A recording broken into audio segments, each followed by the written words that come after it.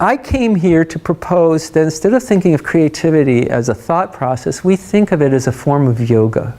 And if we established a discipline to bring us into this experience of creative inspiration that, first of all, has to be experiential. It's based on what you know through direct experience, not what somebody else, including me, tells you. It's holistic. It's not just a cerebral activity. It should engage your body, and if you believe there's a spirit, it should engage that.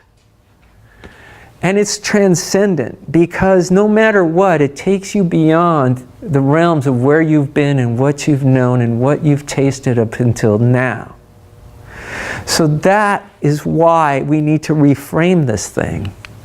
So what do I mean by yoga? Well, Vyasa, the scholar to whom is attributed the writing of the Mahabharata, he wrote an analysis of the Yoga Sutras, and it begins with this sentence: yoga is samadhi. So what is that? Samadhi is an experience that has been defined in many ways. First of all, as meditative absorption. There's a story I read years ago about a woman named Anandi Ma. She's a spiritual teacher who lives in the Bay Area in a suburb with her husband and her kid. And Anandi Ma,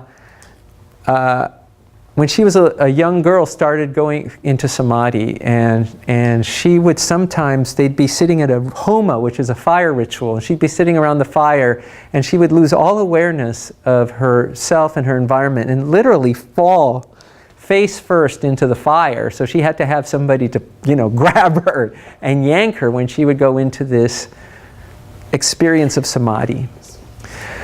It's also been defined as mystical union. So the idea that there is this connection that you're making with something, we know what it is, call it whatever you will, but it's this thing that's limitless and transcendent and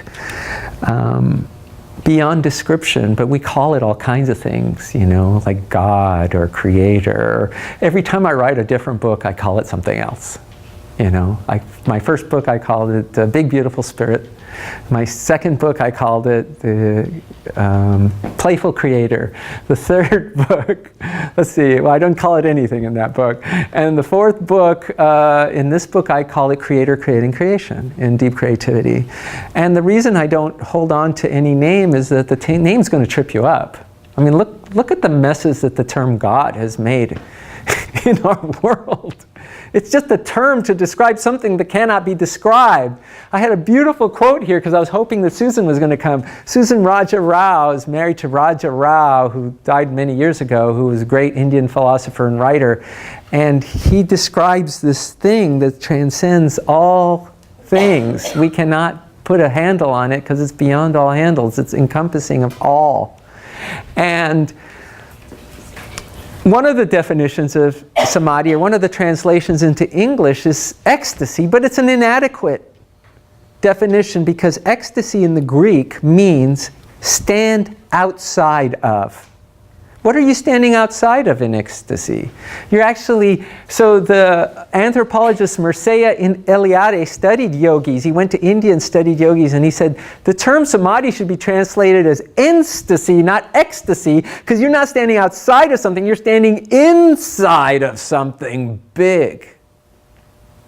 See, that's what I want to talk to you about today.